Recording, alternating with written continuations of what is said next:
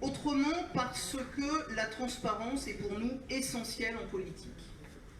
Nous nous engageons à partager avec les citoyens toutes les informations relatives aux investissements sur toute la durée du mandat. Je pense par exemple au projet du nouveau théâtre.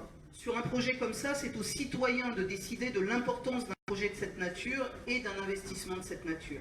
C'est pour cette raison que nous proposerons très vite un référendum qui sera l'occasion de partager largement des informations sur ce projet. Autrement, parce que la question de la densification urbaine n'est pas seulement une question d'immobilier, mais d'anticipation des moyens. Il faut adapter les infrastructures scolaires, le réseau de santé et l'accès aux services publics. Pour que cette densification n'aggrave pas la pollution et préserve notre qualité de vie, il faut anticiper les moyens de mobilité. Il faut revoir le plan de circulation dans la ville et il faut adapter les transports publics dont les capacités n'ont pas évolué depuis 24 ans.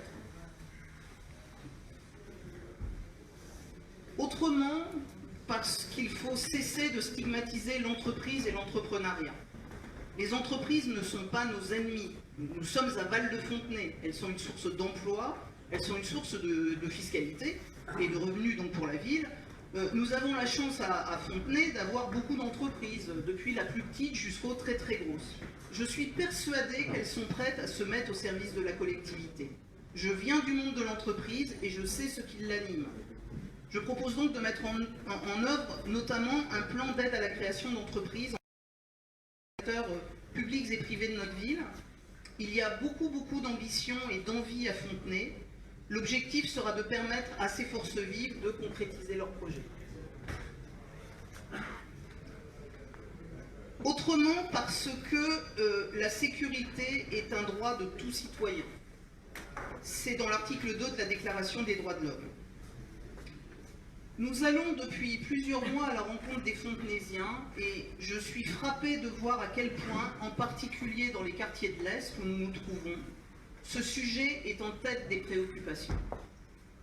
J'entends la lassitude face aux incivilités, j'entends des parents inquiets et j'entends des femmes qui me disent qu'elles ne sortent plus de chez elles après 19h30. Vraiment. La commune n'est pas la seule à garantir la sécurité, mais elle doit s'engager à la hauteur de ses responsabilités institutionnelles. En proximité des besoins, au plus près des besoins. Nous devons pour cela augmenter les moyens de la police municipale et permettre une meilleure coordination avec la police nationale. C'est aussi cela le rôle du maire. Autrement, enfin, parce que l'environnement ne doit pas être un simple sujet électoraliste où s'affrontent ceux et celles qui prétendent laver plus vert. Sur ce sujet, la ville doit donner l'exemple. Nous avons un enjeu de rénovation des bâtiments publics. Certains sont aujourd'hui des passoires thermiques monstrueuses. Par ailleurs, la règle inscrite au PLU concernant l'artificialisation des sols est bafouée faute de contrôle dans les constructions collectives comme à Michelet ou à Gambetta. Il faut que cette règle soit respectée et nous nous y engageons. Et bien sûr, nous consulterons au plus vite les Fontenaisiennes et les Fontenaisiens sur la mise en place de la zone de faible émission de polluants, de la ZFE. La pollution de l'air provoque 7000 décès prématurés par an en Ile-de-France. Nous n'avons plus le temps de perdre notre temps en considération idéologique ni en lieu commun sur les glyphosates. Il faut agir de façon urgente avec les moyens qui sont les nôtres pour préserver la santé de nos concitoyens.